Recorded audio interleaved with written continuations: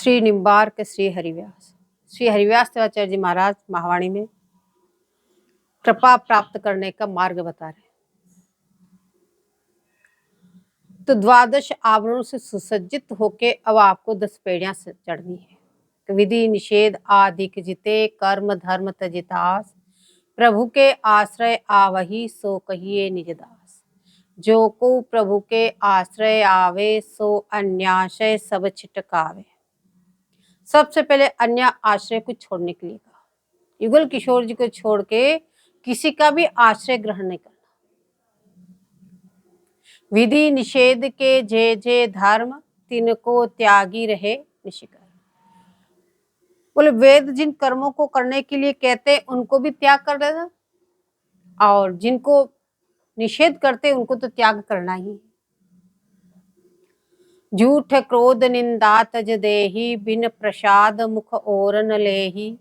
सब जीवन पे करुणा राखे, कबहु कठोर वचन नहीं भाखे। इस प्रकार से द्वादश आवरणों से सुसज्जित होके बोले अब आपको सिर्फ 10 सीढ़ियां चढ़नी है। जब तक ऐसे 12 आभूषणों से आप सुसज्जित नहीं हो जाओगे तब तक आप किसी भी पहली सीढ़ी को भी छू नहीं सकते।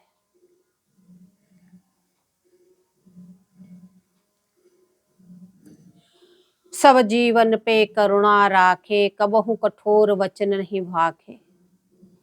मन माधुर्य रस माहि समोवे, घरी पहर पल प्रथा न खोवे। सतगुरु के मार्ग पगधारे, हरि सतगुरु विच भेदन पारे।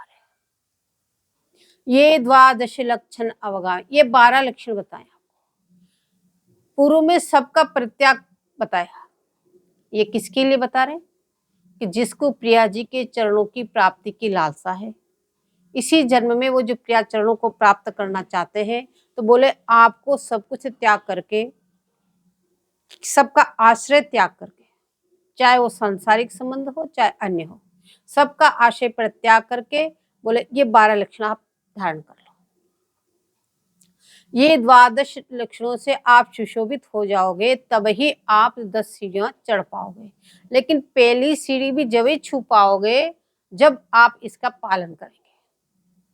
तो ये द्वादश लक्षण अवगाहे, जे जन परा परम पद जाए। जो परंपरागत ये पद है, ये जो हमारा जो रास्ता है कैसा है? परंपरागत। क्यों? निगम निगम आगम अगम लहि न सके गुण ग्रंथ, नेम प्रेम ते पर चलो परंपरा को पंथ। तो इन सब से आगे निगम निगम आगम अगम, इन सब से आगे नेम और प्रेम से भी आगे हमारा रास्ता चला। आपका रास्ता कहाँ से है? बोले परंपरागत। ये जो निकुंज का रास्ता है, बोले वहीं से प्रिया जी ने सखियों को आज्ञा प्रदान की, वहीं से आके प्रकट हुई और पुनः निकुंज में ही प्रवेश किया। बोले ये जो परंपरा जो हुई, पहले स्वयं युगल किशोर जी हंस भगवान के रूप में प्रकट हुए, फिर सनकादेव भगवान, नारद भगवान, निम्बार भगवान। बोले परंपरागत रास्ता है हमारा, इसका अन्य कहीं वर्णन नहीं करेगा। तो नेम प्रेम ते पर चलो परंपरा को पंथ। तो ये कह रहे जे जन परा परम पद चाहे। परंपरागत जो परम पद है, परम पद कौन सा? बोले सखी स्वरूप वाला। आप यदि सखी स्वरूप की प्राप्ति करना चाहते हैं, प्रिया जी की सखी बनना चाहते हैं, तो आपको ये 12 लक्षण निश्चित रूप से धारण करना पड़ेगा। ये बात कौन कह रहे हैं? श्री हरिप्रिया जी कह रही है। के द्वादश लक्षण अवगाहे, जे जन परा परम पद चाहे। बोले इसके बाद में सिर्फ 10 सीढ़ियां चढ़ना है। बहुत ही आसानी का रास्ता बताया। देखो त्यागने में कोई जोर नहीं पड़ता। इन सबको छोड़ो छोड़ो छोड़ो, इतने छोड़ो। अब कह रहे क्या करना है? मन माधुर्य रस माहि समोवे। निरंतर डुबा के रखो, गगरी पहर पल वृथा न खोवे। और जो सदगुरुदेव ने जो मार्ग बताया, बोले सदगुरु के मार्ग पगधारे। और सदगुरुदेव में इतनी निष्ठावान होना है कि बोले साक्षात हमारे उपास्य की करुणा ही गुरुदेव के रूप में प्रकट हुई है। उपास्य ने करुणा करी हमको अपनाने के लिए, वो करुणा ही श्री सदगुरुदेव के रूप में प्रकट हुई है। बोले इस प्रकार से द्वादश लक्षणों से युक्त इष्ट प्राप्ति के योग्य हृदयवान बनता है। जो ऐसे 12 लक्षणों को धारण करेगा बोले उसी का हृदय अपने इष्ट प्राप्ति के योग्य बन जाएगा, बोले अन्यथा नहीं। तो इन चीजों को बहुत सावधानी पूर्वक ग्रहण करनी चाहिए।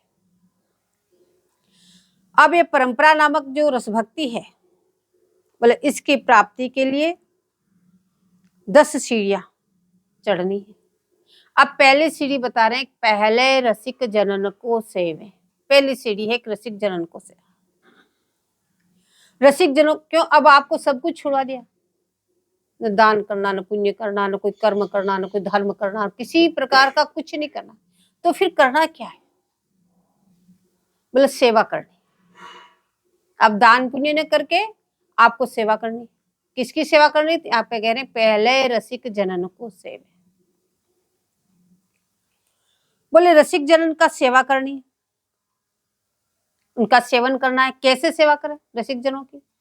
पहले ये देखो कि रसिक जन कौन है, रसिक किसे कहते हैं। बोले रसिक जन वही है जो निरंतर युगल रस में डूबे रहे, जो निरंतर युगल रस के चिंतन में डूबे रहते हैं, उन्हीं का नाम रसिक जन। और कोई विशेष पहचान नहीं बताई। सबसे बड़ी पहचान यही है, वो चाहे कैसे भी हैं, उम्र में छोटे हैं, बड़े हैं, किसी आसन पे विराजमान है, किसका उनका पद ऊंचा है नीचा, कुछ नहीं। जो निरंतर इस रस में डूबे उसका नाम रसिक जन। बोले इनका संग करना, इनकी सेवा करना। और ऐसी बात है कि श्री हरिप्रिया जी इस बात को कह रही है, रसिक जनों का संग करने के लिए सभी आचार्य ने जोर दिया है कि रसिक जनों का संग करो और इनकी सेवा करो।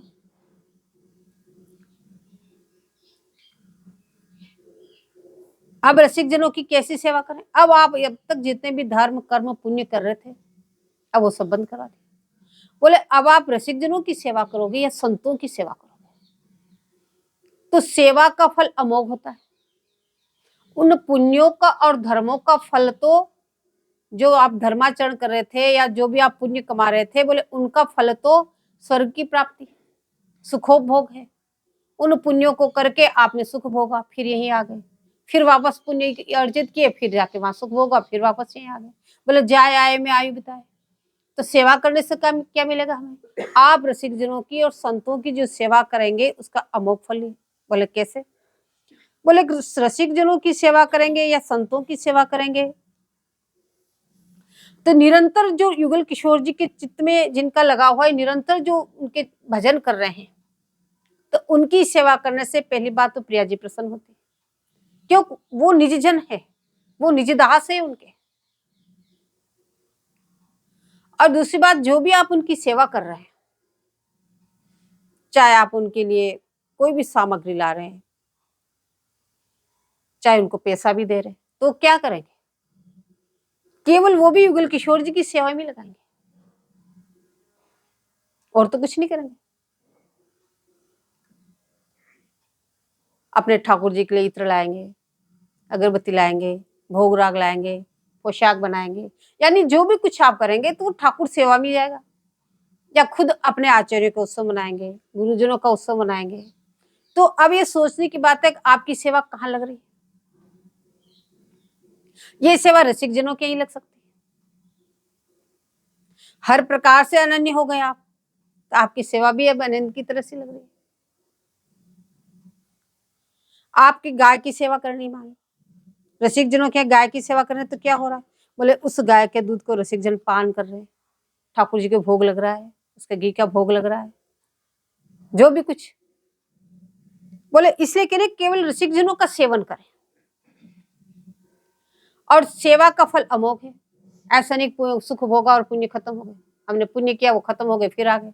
बोले इस सेवा का फल अमोघ है, इसके फल ही बोले प्रिया जी की प्राप्ति, यही साधन और यही सिद्धि, इसका कोई अलग चीज नहीं है। उन्हीं के भजन से वही प्राप्त होते हैं, कोई फल अलग से नहीं है कि इससे ये होगा किससे ये होगा। अब रसिक जनों का बोले संग भी करें, संग करने से क्या हो? बोले एक व्यक्ति परम विद्वान था, शब्द शास्त्र अध्ययन किया उसने, वेदों में पारंगत, संपूर्ण शास्त्रों का उसने गंभीर अध्ययन करके सब कुछ जान करके भी उसके जो देहाध्यास था वो उससे नहीं छूटा। जो इतना भजन करते हैं तो उनका देहाध्यास छूट जाता है। न उनको सर्दी सताती, न गर्मी सताती, न कुछ नहीं, कि देह का भान ही नहीं। ये सर्दी गर्मी सब देह को लगती है, वो देहाध्यास छूट जाता है। कब भजन करने बैठे 3-3 दिन निकल गए, कि देहाध्यास है ही नहीं, न भूख लगी न प्यास लगी, जो 24-24 घंटे विराजमान है। बोले उनको अपना देह का ध्यास नहीं, उनको देह का भान नहीं। लेकिन जो शास्त्रों का इतना पारंगत होके भी उसको देहाध्यास बना नहीं बेटा। अपने देह की उसकी है कि उसको सब पता है। लेकिन एक दिन उसी आदमी को एक पागल कुत्ते ने काट खाया। जैसे ही पागल कुत्ते का जहर फैला तो उसका देह ध्यास छूट गया। अब वो कुत्ते की तरह हरकतें करने लगा, कुत्ते की तरह भौंकने लगा और अन्य सारी क्रियाएं छूट गई। तो वैसे ही रसिक जनों के संग करने से बोले साधक का है भी देहाध्यास, देह गेह का अध्यास दोनों छूट जाएगा। बोले अन्य सभी अभ्यास मिटकर अपने निज स्वरूप में दृढ़वत हो जाएगा। जो बाह्य दिशा में आप भटक रहे थे उससे आप अंतर्मना हो जाएंगे, अपने निज स्वरूप में स्थित हो जाएंगे। आपका निज स्वरूप बोले सखी स्वरूप, निरंतर वही का आपका चिंतन मनन बनेगा, ये निज स्वरूप में स्थित हो जाएंगे। तब उसे रसाध्यास हो जाता है। इसलिए कहते हैं कि रसिक जनन के पाए जो पेड़ टूटा गोड़ ब्रजवे जुड़े। तो तात्पर्य एक रसिक जनों का संग प्राप्त हो जाने पर ही रसग्वाहन करने हेतु साधक पूर्ण रूप से समर्थ हो सकता है। बोले रसिक जनों का संग करोगे तो ही आप इस रस को धारण करने के में पूर्ण समर्थ हो पाएंगे। इसलिए आचार्य चरणों ने पहली सीढ़ी बताई, पहले रसिक जनन को सेवे। तो रसिक जनों का संग कैसे करें? क्या दिन रात उनके पीछे पड़ जाए, न सोने दे न उठने दे? बोले ऐसे नहीं। बोले इस बात को सभी महापुरुष कह रहे हैं। बोले भागवत जी में जड़ भरत जी महाराज राजा रघुगण को कह रहे, रहु गणे तत्पसा न याति न चेत जया निर्वणा पणाद ग्रहदा न छंदसा नेव जलाग्नि सूर्य बीना महत्पाद रजोग अभिषेक। तो जड़ भरत जी महाराज कहते हैं, हे राजा रघुगण, महापुरुषों के चरणों की धूलि से अपने को नहलाए बिना,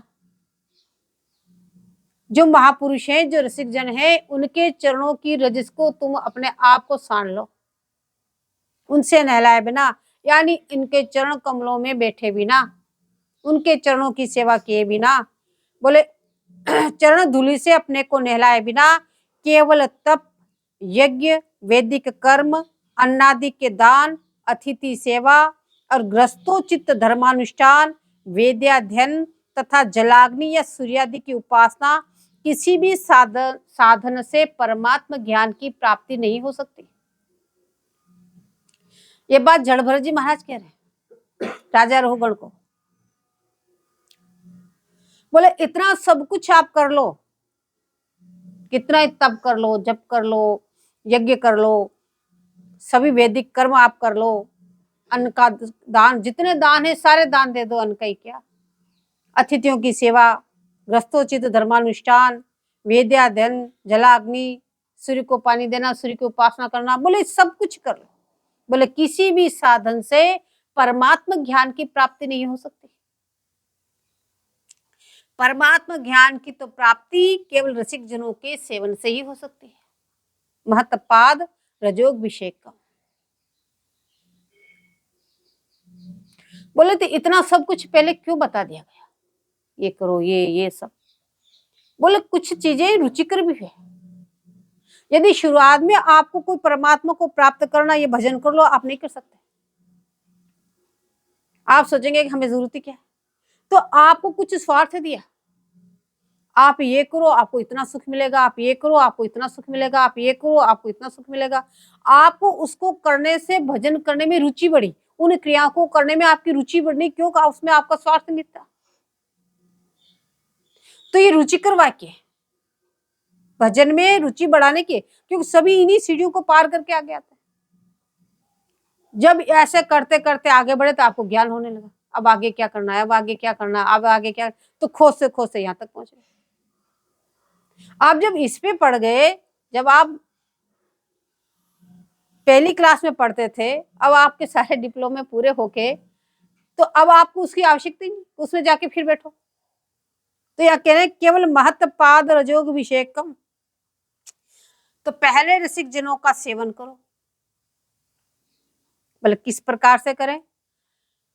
कि यह जो एक मन बहुत ठोर करी कही कोने सच पायो, जहां तह विपत जार जुवती लो प्रगट पिंगला गायो, वे तुरंग पर झोर चढ़त हटि परत कोन पे धायो, कही दो कौन अंक पर राखे जो गनिका सुत जायो, श्री हित हरिवंश प्रपंच वंच सब काल ब्याल को खायो, यह जिय जान श्याम श्यामा पद कमल संग सिरनायो।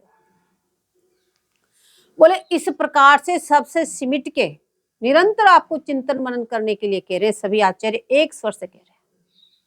बोले कह रहे आपके पास मन तो एक है, दो मन भी हुआ कभी कभी नहीं हुआ, सबके पास एक ही मन है। अब इस मन को अनेक जगह बिखेरने से किसने सुख प्राप्त किया है? कौन सुख प्राप्त कर सकता है? या उदाहरण दे रहे हैं, जहां तहां विपत जार जुवती लो प्रगट पिंगला गायो। जो जार जूती है वो जहां जहां मन देती, देखो उसका कितनी समस्या में फंसती है। बोले इस प्रकार से कह रहे जैसे कोई कुलीन घर की युवती जार स्त्री की तरह अन्य जार पुरुष से प्रेम करने लगी, जहां जहां वो मन देने लगी, तो क्या हुआ? तब उसका मन उस पुरुष के बताए समय निश्चित जगह जाने के लिए तड़प रहा है। अब इधर घर बाहर सज्जनों के भय से जाने में विघ्न सामने उपस्थित हुआ, और घर एवं घर के काम भी विकृत हो गए। जब मन दूसरी जगह दिया तो इस घर का काम विकृत हो गया, खराब हो गया। अब जैसे तैसे भी वो सबकी आंखों में झूल धोकर वहां पहुंची, जाकर मिल गई तो किसी ने देख लिया तो और फजियत हो गई। तो इसलिए प्रीति करना तो केवल एक युगल चरणार विंद में ही सुखप्रद है। बोले सच्चा पातिव्रत धर्म की तरह एकमात्र युगल किशोर जी के चरणों का चिंतन मनन करना। बोले इन चरणों को छोड़ करके अन्यत्र मन लगाना ही जार कर्म है। अन्यत्र में सब आ गए, चाहे वो संसार हो चाहे अन्य सब हो। बोले यही बात पिंगला ने प्रकट करके कही कि आशाम ही परम दुखम निराशम परम सुखम। बोले इस प्रकार से अन्य से आप आशाएं करते रहोगे तो परम दुख के घर्त में आप जाते रहोगे, आपको सुख की प्राप्ति नहीं हो सकती। सुख की प्राप्ति तो केवल अनन्य व्रत का पालन करते हुए प्रियाचरणों का चिंतन करोगे तो ही आपको सुख प्राप्त होगा। यदि कोई कहे हम तो स्वार्थ भी साध लें और परमार्थ भी, ऐसा नहीं हो सकता, ऐसा कदापि संभव नहीं है। वे तुरंग पर जोर चढ़त हटी परत कौन पे धायो, कम स्वार्थ भी साधते रहेंगे परमार्थ भी करते रहेंगे। बोले ऐसा कदापि नहीं हो सकता है। कोई भी दो घोड़ों की सवारी एक साथ नहीं कर सकता। यदि आप स्वार्थ साधेंगे तो परमार्थ उसमें छूटेगा ही, और परमार्थ साधेंगे तो स्वार्थ छूटेगी। तो एक ही घोड़े पे आप चल सकते हो, दो घोड़े पे बैठ के कोई भी सवारी नहीं कर सकता। बोले दो घोड़ों पर एक व्यक्ति का एक ही काल में चढ़ना असंभव है। किसी प्रकार कोई उनको पास में खड़ा करके जैसे तैसे कोई चढ़ भी जाएगा तो उनके चलते ही धड़ाम नीचे गिर जाएगा, चकनाचूर हो जाएगा। तो ऐसे स्वार्थ और परमार्थ दोनों को लेके चलने में बोले आपका निर्वाह होना बड़ा दुर्लभ है। इसलिए आप उसमें चयन करना होगा, आपको स्वार्थ साधना है कि परमार्थ। तो किसी भी एक मार्ग पे आपको चलना होगा। यदि आप प्रभु की भक्ति के बिना, बोले जीव की कितनी बुरी दशा होती, इस बात को सभी जानते हैं।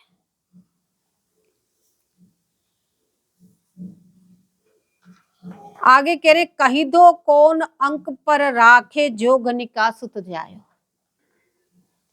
जैसे कोई व्यक्ति गणिका पुत्र को गोद में लेकर चले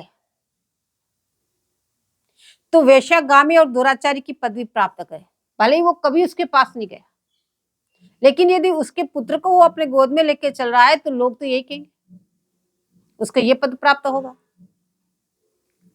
और वैसे संसार में आपका कौन है बता रहे हैं? आप किसके और आपका कौन है इस संसार में? बोले स्त्री कहती मेरा पति है, मेरा पूर्ण अधिकार है। आप स्वतंत्र है क्या? यदि आपकी स्त्री वो कहती है तो मेरा अधिकार है, मेरा है। माता कहती मेरा पुत्र है, मैंने पैदा किया। पुत्र कहता है तो मेरे पिताजी, जैसे मैं चाहूं वैसा मेरे पिताजी, मेरा अधिकार है। इंद्रियां कहे मेरा बंधुआ, देव और पितर कहते कि मेरा ऋणी है, श्वान और कौवा कहते कि मेरा खाजा है, अग्नि कहती मैं इसको जला दूंगी, पृथ्वी कहे मुझ में समा जाएगा। इस पर, इस जीवात्मा पे तो सभी घात लगाए बैठे हुए। अब जरा सोचो आप किसके हैं, कौन आपका है? बोले वास्तव में किसका है और इसका कौन है? अगर वास्तव में सोचो तो बोले कोई है आपका? बोले न तो ये किसी का है और न किसी का हुआ, न इसको किसी का विश्वास, न इसका ही औरों को विश्वास। एक दूसरे को विश्वास ही नहीं। अतः बेचारा निरंतर धक्का खाते फिरता है। लेकिन जिस दिन के प्रभु की शरण में आ गया, जब अनन्य शरणागति ग्रहण कर ली, तो वो प्रभु का हो गया। वो प्रभु का, प्रभु उसके। अन्य सबसे नाता टूटकर प्रभु की शरणागति में कब आया? जब सबसे नाता टूट गया और उसका शाश्वत सुख का भागी बन गया। बोले ये बात कब बनी उसे? बोले जब सब प्रपंचों को काल रूपी सर्प के मुंह में अनुभव कर कि ये सब प्रपंच क्या है, संसार के जितने भी प्रपंच ये क्या है? बोले काल रूपी सर्प है, मुंह फाड़ के खड़ा है। इन सब प्रपंचों करते करते बोले काल मुंह फाड़ के खड़ा, कब निकल जाए पता ही नहीं चलेगा और इन प्रपंचों में लगे रह जाए।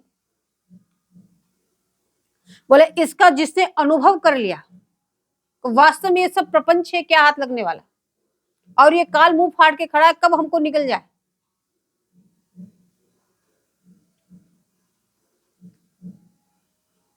बोले ऐसा अनुभव करके जिन्होंने श्यामा श्याम के पद कमल संगी। बोले श्यामा श्याम के पद कमल के संगी कौन है?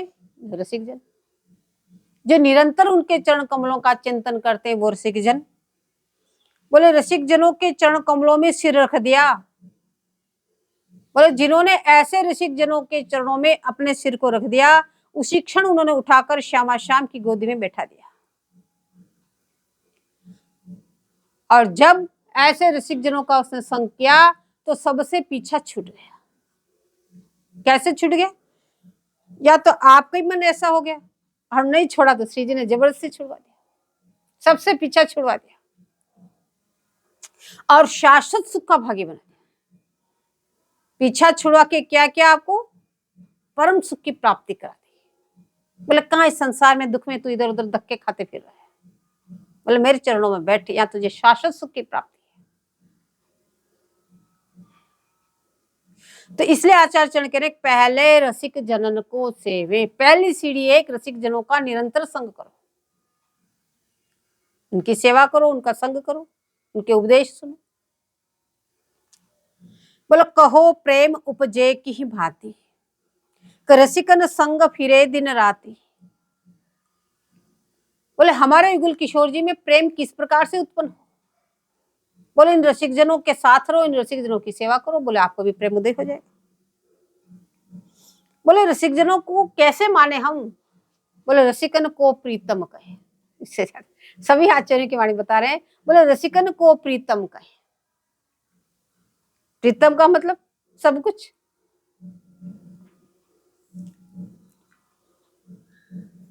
रसिक जनों के चरण कमलों में सिर रखकर रात्रि दिन उनके संग रहे तथा उन्हीं को प्रीतम कहकर मानेंगे तो रसिक जन साधक का निज स्वरूप वृंदावन का वास्तविक स्वरूप बताकर युगल रूपी धन उसको सौंप देंगे।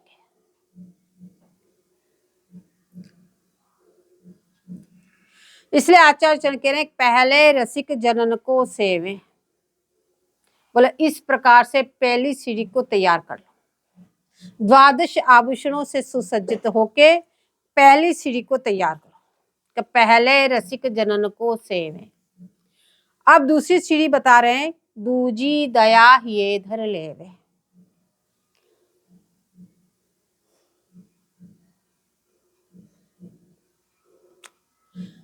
बोले निरंतर युगल रस में रसिक जनों की सेवा और संग करने की सब ही संत आज्ञा प्रदान करते हैं। निरंतर रसिक जनों की सेवा करो, उनका संग करो। तो पहली सीढ़ी सुदृढ़ होना चाहिए।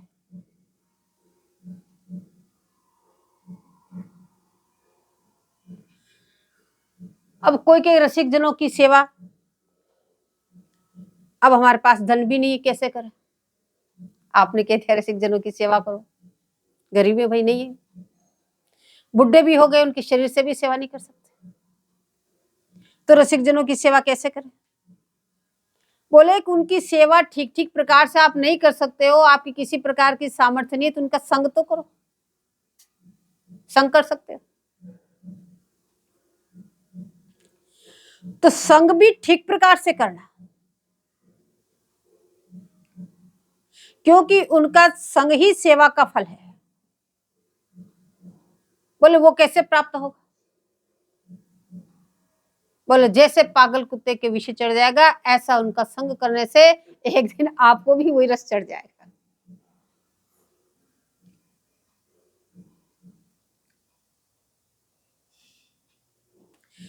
बोले जब तक देखो संसार के जितने भी क्रियाकलाप हैं, नातेदार है, रिश्तेदार है, जो भी कुछ है, उन सब से तो फिर भी जब आप भजन में लगोगे तो अपने आप ही नाता छूट जाएगा, ना उनका ध्यान जाएगा, ना उनको वो आगे। जब आप भजन में लगोगे, बेमतलब की उनसे बातें नहीं करोगे, जैसे झूठ, द्वादश आवरण में सबसे पहले झूठ आया कि संसार की चर्चा करने ही झूठ है। जब आप संसार की उनसे कोई चर्चा ही नहीं करोगे, जब भी वो आए उनको भी भगवान के दास समझ के भगवत चर्चा ही करो। जब आप संसारी जनों से बार बार भगवत चर्चा करेंगे तो आपके पास फिर वो ही रह जाएगा जो सचमुच प्रिया जी के चरणों की प्राप्ति करना चाहते हैं। जिनके पास प्रिया जी के चरणों की प्राप्ति करने की इच्छा नहीं है, वो तो संसारी स्वजन अपने आप ही आपको त्याग कर देंगे। बोले वो कोई मतलब की नहीं रह गया, वो तो बेकार की बातें करते रहते। तो ऐसे आपका संग अपने आप ही छूट गया। लेकिन जो आपके शरीर से संबंधित जो जन है, उनसे छूटना बड़ा मुश्किल होता है, या अपना देह ध्यास, ये दो छूटने बड़े मुश्किल। तो बोले रसिक जनों के संग से बोले आपकी ये सारी चीजें छूट जाएगी। देहाध्यास, इस देह को सजाना संवारना, किस तरह से हम रहें, सुंदर दिखें, ये हो, लग गए तो उसी में लिए सारे दिन खत्म हो गया, पता ही नहीं चला कब अष्टयाम लीला रहेगी एक तरफ। तो ये देहाध्यास छूटना भी आवश्यक है, नहीं तो प्रिया जी की सेवा में ही रहेगी। देखो प्रिया जी जिस दिन से आपने सखी स्वरूप लिया, प्रिया जी अब जब आप सुलाते तो सोती, जब जगाते तो जगती, आप पवाते तो पाती, और अपने देहाध्यास के चक्कर में हो रहेगी। तो कह रहे ऐसे रसिक जनों के संग से बोले देहाशक्ति के साथ अन्य सब ध्यास भी छूट के बोले निज स्वरूप के दृढ़ में रसाध्यास हो जाएगा। फिर तो उस रस का अभ्यास हो जाएगा। फिर आप कुछ भी कर रहे हैं, ऐसे नहीं देह की क्रियाएं सब छोड़ देंगे, ये तो सारी क्रियाएं चलेगी। कोई बीमार हो गए तो इलाज भी करेंगे, नहाएंगे धोएंगे, सब करेंगे, कपड़े भी धुले हुए पहनेंगे, सब कुछ करेंगे, लेकिन उस समय भी आपका चित्त उस सखी स्वरूप में ही रहेगा। बोले ये जो क्रिया है, बोले ये रसिक जनों के संग से आपको मालूम पड़ेगी, उनके संग से, उनके परमाणु लगने से आपका चित्त वहां लग सकता है। परमाणु तो कैसे लगते हैं अब आपको पता चल गया, कोरोना से कितने डरे परमाणु लग जाए उसके। बोले इसी तरह से प्रत्येक के अपने अपने परमाणु होते हैं, इसलिए अन्य सब का संग छुड़ा दिया। यदि उनके परमाणु आप में लगते रहेंगे तो ये परमाणु की जगह नहीं बचेगी, कहाँ है। तो हितु सहचरी निज कृपा करी जासु तन चितवे जबे, नित्य वैभव विलास को सुख सहज पावे सोत। तो हितु सहचरी जी बोले अपने निज जनों पे जैसे कृपा करे, अपनी निजी कृपा करे, और जिसके सामने दृष्टिपात कर ले, एक बार देख ले। बस ये नित्य वैभव, जो नित्य निकुंज का जो विलास है, बोले सहज में आपको प्राप्त हो जाएगा। अब हितू जी किसके सामने देखती है? बोले जो उनकी आज्ञा का पालन करे। आज्ञाकारी के संसार भी देखो, जो आज्ञाकारी उसकी सभी आस लगाए बैठे, कब आए इसकी बाहर जोड़ते रहते हैं, कब वो दिखेंगे। तो जब आचार्य चरणों की आज्ञा का अपन पालन करेंगे तो हितु सुरचरी जो निश्चित रूप से देखेगी। दूजी दया ये धर ले। अब आपने रसिक जनों का ऐसा संग किया, रसिक जनों की सेवा की, रसिक जनों के साथ रहे, तो क्या हुआ? रसिक जनों ने आप पे रिझ गए।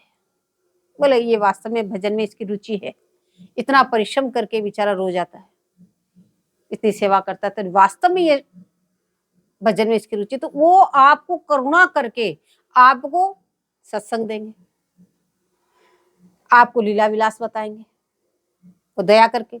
तो वो रसिक जनों की दया है, आपको उपदेश देंगे। तो जो भी रसिक जन आपको उपदेश दे रहे हैं, वो दया उनकी आपके हृदय में धारण कर लेना। ऐसे नहीं कि रसिक जनों ने इधर का इधर निकाल दिया। तो आचार्य चरण कह रहे हैं कि दूजी दया ये धर ले में, जो रसिक जनों ने आप पे दया की नहीं, करुणा करके जो रसिक जनों ने दया करके आपको मार्ग बताया, आपको जो भजन बताया, बोले उसको हृदय में धारण कर लेना। दूजी दया ये धर लेवे। अब तीजी धर्म सुनिष्ठा गुनी है।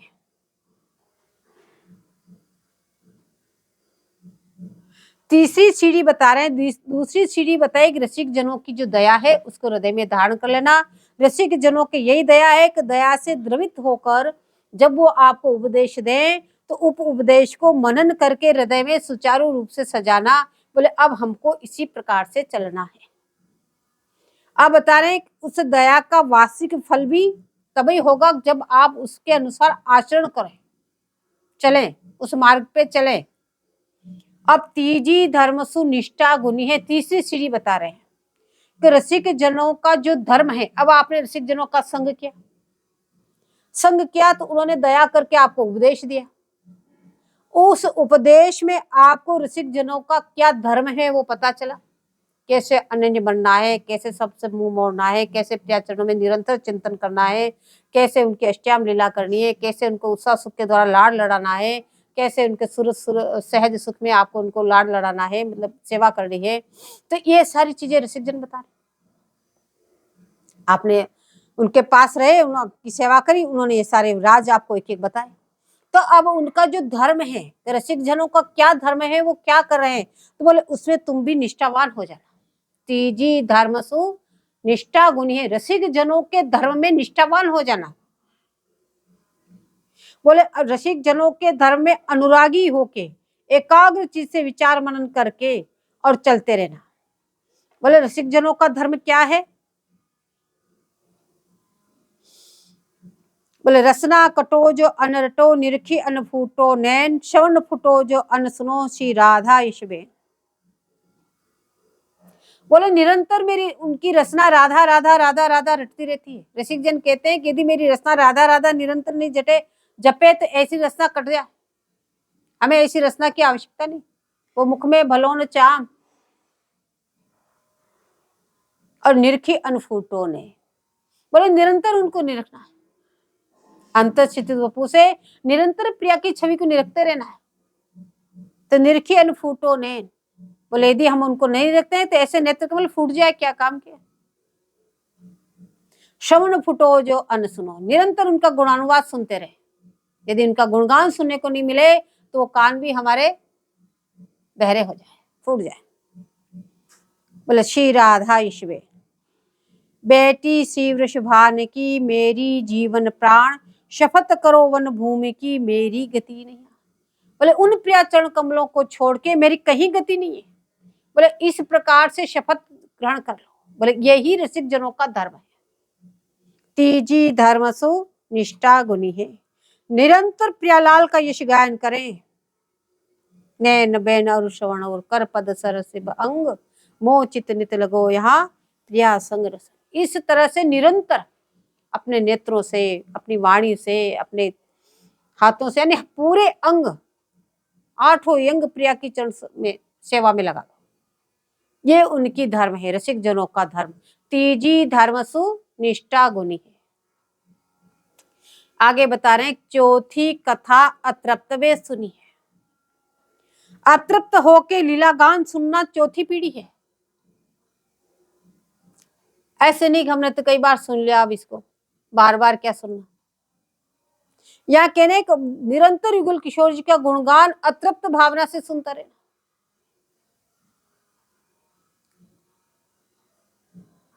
बोले कथा सुनने के लिए सभी जोर लगाते हैं कि निरंतर आप युगल किशोर जी की लीलाओं का गुणगान सुनते रहो।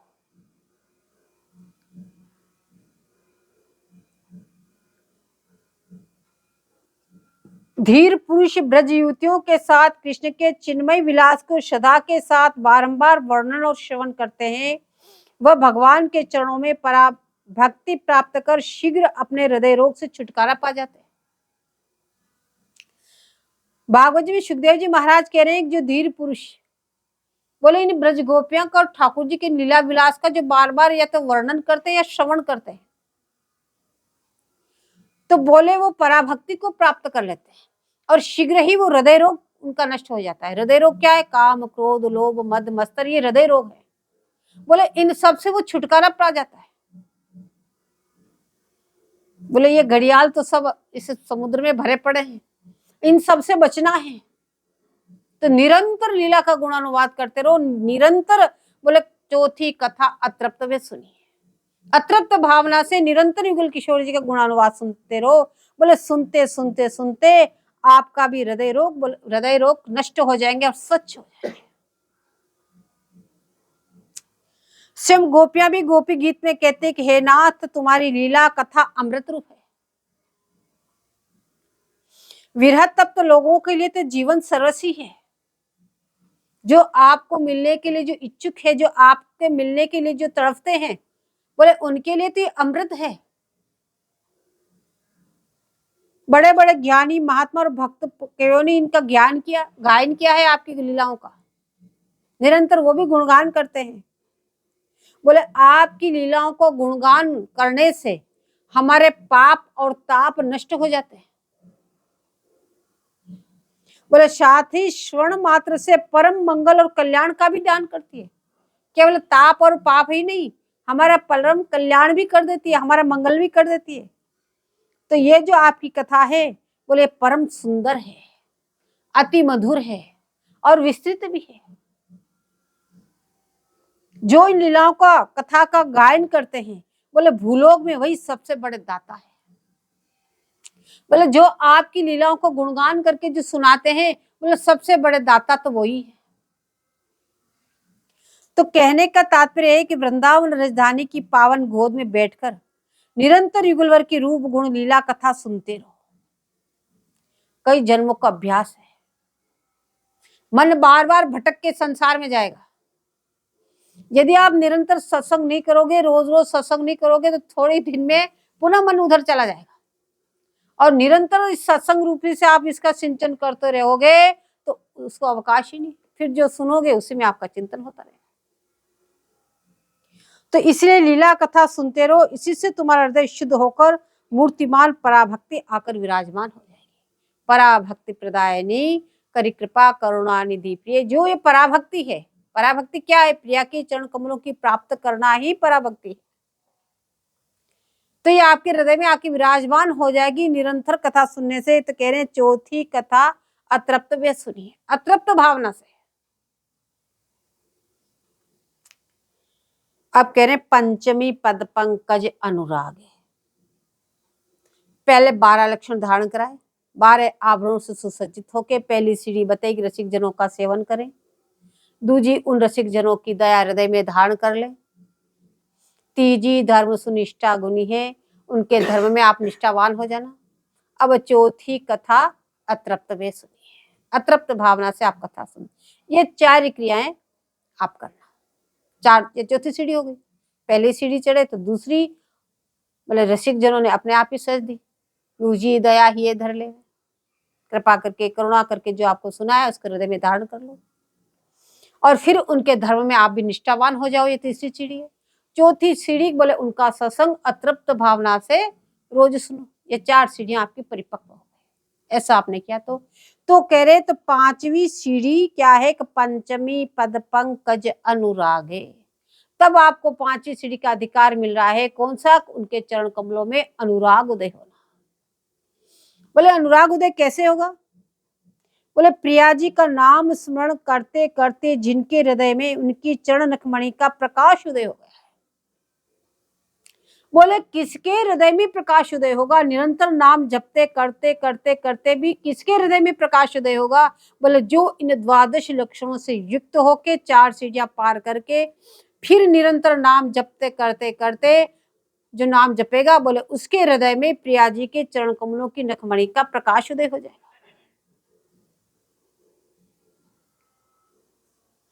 तो उनके द्वारा इन चरणों में अनुराग करने की पद्धति का आचरण करके उसकी शिक्षा प्रदान करने वाले मुख्य आचार्य बोले लाल जी। बोले किस प्रकार से उनके चरण कमलों में अनुराग होना चाहिए, प्रिया जी के चरण कमलों में आपका अनुराग कैसा होना चाहिए, बोले इसको लाल जी से हम आचरण करके आपको बता रहे हैं।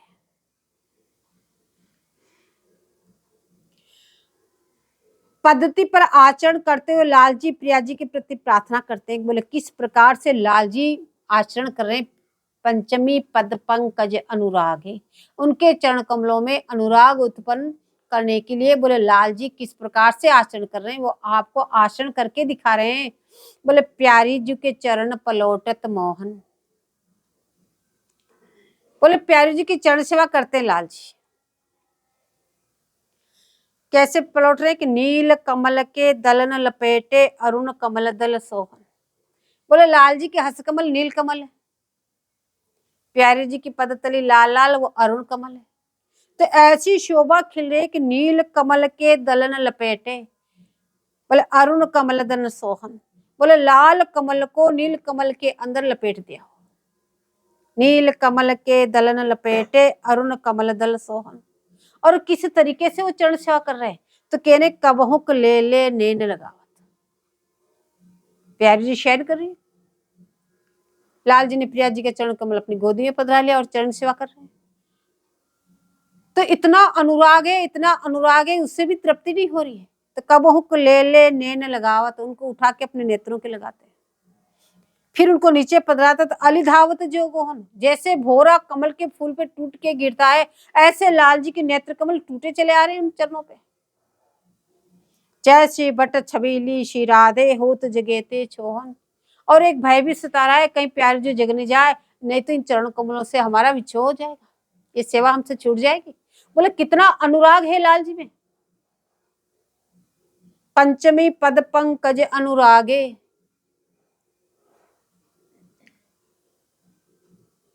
बोले बंदित प्रिया पाद जल पात,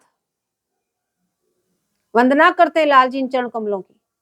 काम रस बस श्याम सुंदर धरे हृदय जल जात, अपने हृदय पे उन चरण कमलों को धारण करते हैं। करत अति आधीनता परसत द्रगन जल जात, अपने नेत्र कमलों से उनका स्पर्श कर करके बार बार उनकी आधीनता स्वीकार करते हैं। रसिक भगवत चूमितल मंजुल सुमुख जल जात। बोले इस प्रकार से लाल जी का अनुराग देखो उन चरण कमलों में, कैसा अनुराग है। अब कह रहे हैं कि साधक द्वारा पद पंकज में कैसा अनुराग है, रसिक जनों का कैसा अनुराग है। बोले देखो रसिक जन वर्णन करेंगे, जावक युत युग चरण लली के। बोले प्यारी जी के चरण कमल कैसे हैं, महावर रंजित हैं। जावक युत युग चरण लली के, दोनों चरण कमल बोले महावर से रंजित है। कैसे? अद्भुत, सबको आश्चर्य में डालने वाले, ऐसे अद्भुत आपके चरण कमल, अद्भुत अमल पूर्ण स्वच्छ, इसलिए अमल अनूप उपमातीत, किसकी उपमा नहीं दे सकते। दिवाकर प्रकाश पुंजीभूत, करोड़ों करोड़ सूर्य और चंद्र के प्रकाश को लज्जित करने वाले, ऐसे प्रकाश पुंजीभूत। बोले है क्या? बोले मोहनस मानस कंज कली के, लाल जी के तो मन की कंज की कली है ये चरण कमल। क्या? बोले कैसे? मंजुल मृदुल मनोहर, मंजुल अत्यधिक सुंदर, अत्यधिक कोमल मृदुल, और मनोहर, सबके मन को हरण करने वाले ये चरण कमल हैं। और कैसे? सुख निधि, बोले सुख के भंडार हैं, सुख के खजाने हैं। ये चरण कमल क्या है प्यारे जी के? बोले सुख के भंडार है, सुख का खजाना मिल गया। सुबह के श्रृंगार निकुंज गली के, जिस निकुंज में, जिस रास्ते पे आप चरण विन्यास करके पधारी, बोले उसी का सुंदर श्रृंगार हो गया। और आगे वर्णन करें जन, बोले सुरतरु कामधेनु चिंतामणि, बोले चरण कमल सुरतरु है, कल्प वृक्ष के समान है। इनके चरण छाया में जो बैठ के आप मांगो सब मिलेगा। लेकिन ये दिव्य कल्पतरु है, आपकी अहित होने वाली वस्तु आपको नहीं देंगे। सुरतरु, बोले कामधेनु, कामधेनु की, उसके नीचे बैठ के जो मांगो वही भर जाए।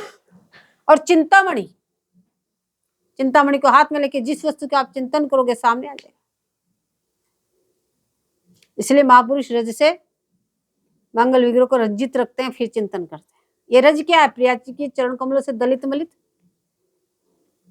उनके चरणों से दलित मलित रज है, उनके चरणों का संस्पर्श प्राप्त है, पूरे शरीर में लोग पियो देते।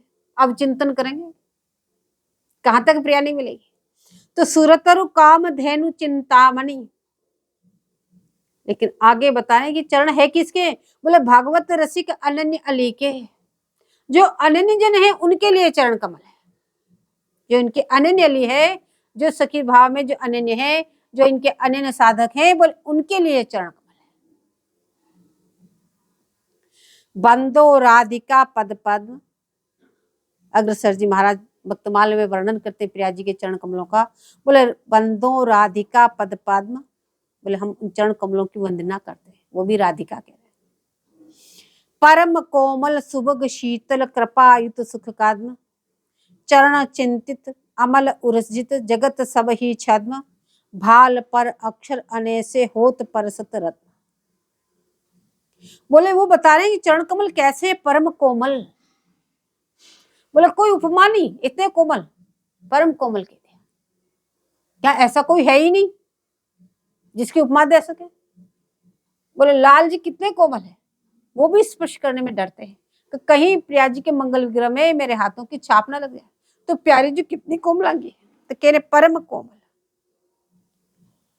सौभाग्य हमारा सौभाग्य है, सुभाग का चिन्ह शीतल, शीतल करने वाले, कृपायुक्त सुख का, कृपा बरसाने वाले, सुख के खजाने, चरण चिंतित अमल उरसिज जगत सब ही छत। बोले इन चरण कमलों का चिंतन करने से आपका हृदय एकदम शुद्ध हो जाता है। बोले शुद्ध हृदय से आपको पता चलेगा कि संसार निसार है। जब तक संसार अच्छा लग रहा, समझ लो कभी हमारा हृदय शुद्ध नहीं हुआ, अंदर वो सब वासनाएं भरी हुई है, जब भी तो अच्छा लग रहा है। जब वासनाएं खत्म हो जाएगी तो आप संसार के प्रति अपने आप उदासीनता हो जाएगी, आपको अच्छा नहीं लगेगा। तो कह रहे जगत सद ही छद्म, ये छद्म है, छल कपट है, आपको आभास हो जाएगा इस चरण कमलों का चिंतन करने से। भाल पर अक्षर अने से होत परसत रत्न, बोले कई जन्मों के आपके कर्मों से विधाता ने इसे भाल पे लेख लिख दिए। भाल पर अक्षर अने से, बोले छेनी हथौड़ा से ठोक ठोक के लिख दे, जिसका कोई प्राश्चित भी नहीं, वो किससे मिट भी नहीं सकते, बोले भोग नहीं पड़ेगी। बोले वो अक्षर इन चरण कमलों को स्पर्श मात्र से, बोले वो सारे फाड़ के रद्दी की टोकरी में फेंक दिए जाते। बोले ये तो प्रिया चरण के चिन्ह से अलंकृत हो गया, अब तुम्हारा ये सब खत्म। कृष्ण अलंकृत सुहस्त पूजित, बोले लाल जी के हस्त कमलों से द्वारा पूजित, अलंकृत और निगम नूपुर नद्म, आपके नुपुरों के ध्वनि से गोपाल मंत्रराज, गोपाल मंत्रराज से ओम शब्द और उनसे सारे निगम सब प्रकट होने वाले। बोले रसिक जन जीवन सुमूली, बोले ये तो रसिक जनों की प्राणों की सजीवन बूटी है, और किसको प्राप्त भी नहीं होते, केवल रसिक जनों के लिए ही। रसिक जन जीवन सुमूली अग्र सग बस सत, चापत चूप्रत सेज पर बिहारी दास मुख मौन, थोड़ी सो एड़ी लगी यह सुख समझे को। बोले इस सुख को कौन समझ सकता है? बोले इस प्रकार से पंचमी पद पंकज अनुरागे, चरण कमलों में अनुराग उदय कर लेना। पहली सीढ़ी रसिक जनन को सेवे, दूजी दया हिये धर लेवे, तीजी धर्म सुनिष्ठा गुनी है, चौथी कथा अतृप्त वे सुनी है, पंचमी पद पंकज अनुरागे। इस प्रकार से आप उनके चरण कमलों में अनुराग उत्पन्न कर देना। अब कह रहे षष्ठी रूप अधिकता पागे, छठी सीढ़ी बता रहे। छठी सीढ़ी है कि गुल स्वरूप के रूप का चिंतन में निमग्न रहना, उनके रूप माधुर्य में निरंतर चिंतन के द्वारा निमग्न रहना, ये छठी सीढ़ी है। जब आप चरण कमलों में इस अनुराग पूर्वक से उनकी सेवा करेंगे तो ही आपको छठी सीढ़ी प्राप्त होगी। बाकी आप कितने ही अभ्यास करो, गए कहीं 2 मिनट में। बोले जब आपकी 5 सीढ़ियां यथावत पूरी होगी तो बोले छठी सीढ़ी आपको प्राप्त होगी। 5 सीढ़ियों का पालन किया नहीं, सीधे आप छठी सीढ़ी में चल रहे हैं, चिंतन करें चिंतन हो नहीं रहा, चिंतन करें चिंतन हो नहीं रहा। यहाँ कह रहे हैं कि 5 सीढ़ियों को पहले यथावत सही करो, फिर षष्ठी रूप अधिकता पागे, छठी पहली युगल के रूप चिंतन में सतत निमग्न रहना है। तो अब साधक का क्या कर्तव्य है? जो आचार्य चरणों ने आपको अंतर्चित्त वपु दिया, जो आपका सखी स्वरूप दिया, उस सखी स्वरूप में निरंतर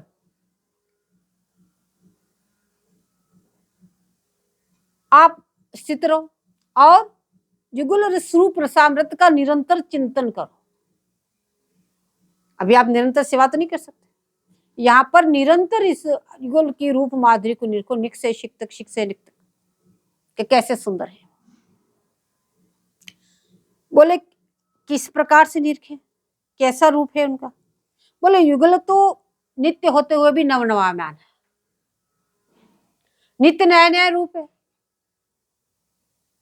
इसलिए नित्य ही आप चिंतन करो, वो ही कृपा करके अपने रूप को दिखाएंगे।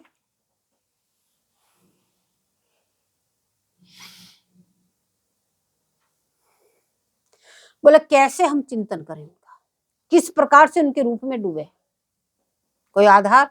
तो बता रहे हैं कि इन लीलाओं में आप मन लगा के उनके रूप को निरखो। लीलाओं में नहीं डूबना है, उनके रूप को निरखना है।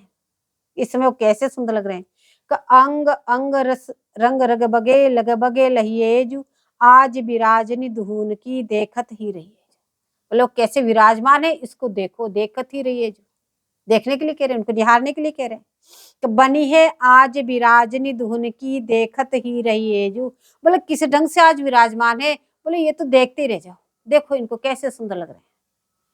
सुरत रंग अंग अंग रग बगे लग बगे लहिएजू, सदा रहो यह केली बेली चढ़ी मन ही मन महिएजू, श्री हरि प्रिया प्रवर अनुकूलनी कहो कहा कहिए। बोले इनकी इस रूप सुधा का तुम निरंतर पान करो।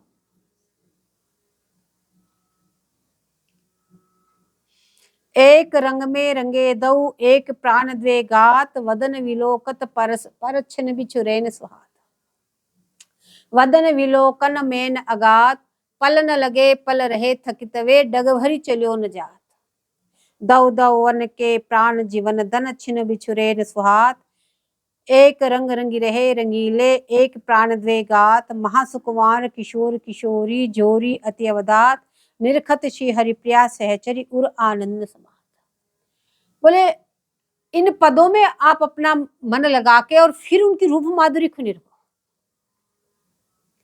अब ये मंगला कुंज से स्नान कुंज में जा रहे हैं, रोश पट्टी के सहारे दोनों खड़े हैं। एक सुंदर वृक्षावली के नीचे, मध्यम श्रेणी की वृक्षावली जिसमें सुंदर सुंदर फूल खिले हुए, उसके नीचे दोनों खड़े हो गए। सखियां थोड़ी दूर हट गई, लता की ओर से आपकी रूप माधुरी को निरखते हुए वर्णन कर रही है कि एक रंग में रंगे दो, तो दोनों एक दूसरे के अनुराग रंग से रंजित है और महामधुर रस में रंगे हुए हैं, इसलिए कह रही एक रंग में रंगे दो। उनको निहारो कि कैसे रंगे हुए। और एक प्राण द्वे गात, यद्यपि 2 मंगल विग्रह हैं लेकिन दोनों में प्राण तो एक ही है। एक प्राण द्वे गात, बोले वदन विलोकत परस्पर छिन बिछुरेन स्वाद। बोले आपको भी कह रहे हैं षष्ठी रूप अधिकता पा गए उस रूप में डूबना है। तो कह रहे हैं कि ये दोनों कैसे एक दूसरे के रूप में डूबे हुए, इसको तो देखो पहले। तो वदन विलोकन मेन अगाध, आमने सामने खड़े वृक्षावली के नीचे।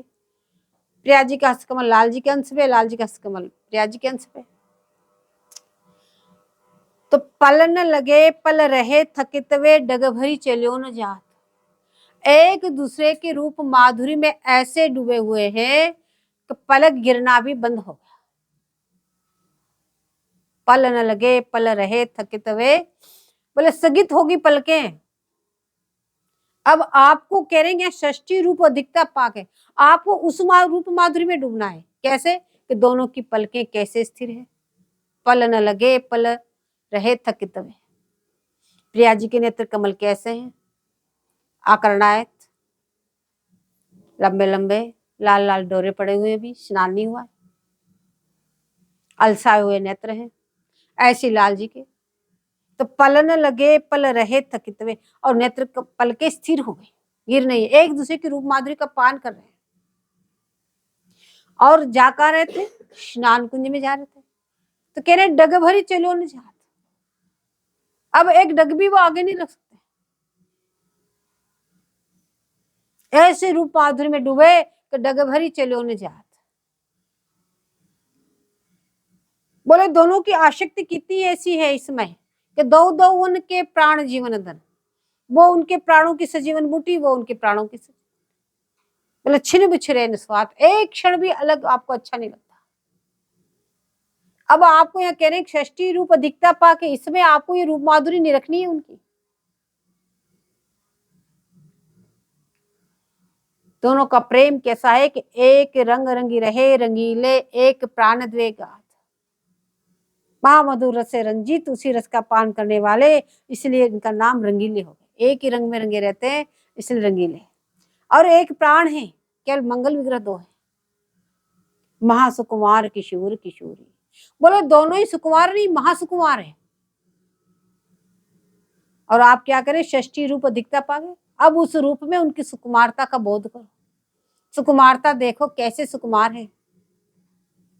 जोरी अत्यवदात निरखत श्री हरिप्रिया सहचरी उर आनंद सवार। बोले उसको, उस रूप माधुरी को हरिप्रिया सहचरी जो निरख रही है और हृदय में आनंद की बढ़वार आ रही है। बोले इस प्रकार से तुम भी उसकी रूप माधुरी को निरखो।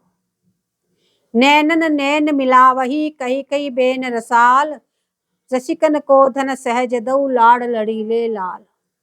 लाल दऊ लाड़ लड़ीले हो कहत परस्पर बेन, सुनि सुनि पुनि पुनि रीज रीज नैनन सो लावत ने। बोले दोनों लाड़ लड़ीले, एक दूसरे के लाड़ प्यार से लालित पालित होने से आप लाड़ लड़ीले। और क्या करें, बोले कहत परस्पर बेन, दोनों बातें कर रहे हैं। अब पहले तो आप उनके नेत्र को माधुरी को नहीं रख रहे थे, कैसे सुंदर उनके नेत्र कमल, कैसे पानी भरा हुआ, कैसे भोले डह डह उनकी चितवन।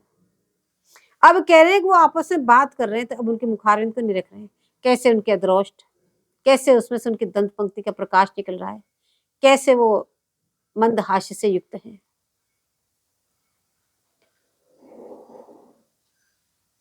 सुनी सुनी पुनी पुनी रीज रीज ने ननसो लावत ने। बोले एक कह रहे तो दूसरे सुन रहे हैं, फिर वो कह रहे तो दूसरे सुन रहे हैं, सुनी सुनी पुनी पुनी, और उस पर रीझ रहे हैं। अब कैसे रीझते हैं, बोले उस रूप माधुरी में डूबो। कैसे वो रीझ रहे हैं, और फिर पुनः नैनन सो लावत नैन, फिर नेत्रों से नेत्र मिला के खड़े हैं, बोले उस रूप माधुरी में डूबो। दोनों का अनुराग कैसा है इसमें, बोले अति अनुराग, अति का अनुराग है। अति अनुराग सुहाग भागरस भीने नागर नहीं। बोले चतुरों की शिरोमणि है, लेकिन इस समय नह में कैसे डूब गए। बोले उस रूप माधुरी में अटको तो सही। कैसी शोभा है कि कोटि कोटि रति अनंग अंग में झलकत रंग अच्छे। करोड़ों करोड़ों कामदेवों के रूप को भी तुच्छ कर देने वाला रूप माधुरी अभी खिली हुई है। कितने विभोर हैं कि मनमोहन मनमोहिनी सहजे श्यामल घोर। एक तो मनमोहन है, एक मनमोहिनी है। उन्होंने उनके रूप को मन को आकृष्ट कर रखा है, इन्होंने इनके रूप मन को आकृष्ट कर रखा है। बोले सहज छवि है, एक श्याम है एक गौर है। बोले श्री हरिप्रिया रसिक जन को धन जोरी, बोले किशोर। बोले यही रसिक जनों का धन है, इसके अलावा रसिक जन और किसी धन को धन नहीं मानते। बोले रसिक जनों का धन यही है। बोले जोड़ी है युगल किशोर की।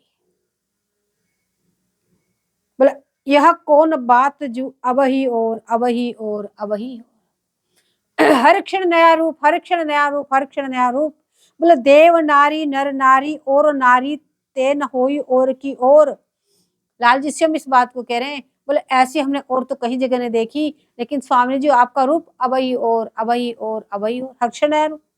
पाछे ना सुनी, कभी ऐसा सुना भी नहीं कि ऐसा रूप भी किसी का है, और आगे हुन वे है, आगे भी ऐसा किसी का नहीं होगा। यह गति अद्भुत रूप की और ही और, ऐसे आपकी रूप की गति। बोले श्री हरिदास के स्वामी श्यामा कुंज बिहारी, या रस ही बस भय यह भई और की ओर। तो षष्ठी प्रेम, षष्ठी रूप अधिकता पा गए, ऐसे रूप में डूबना है। और सप्तम प्रेम ये वीर धावे, इसका प्रसंग कल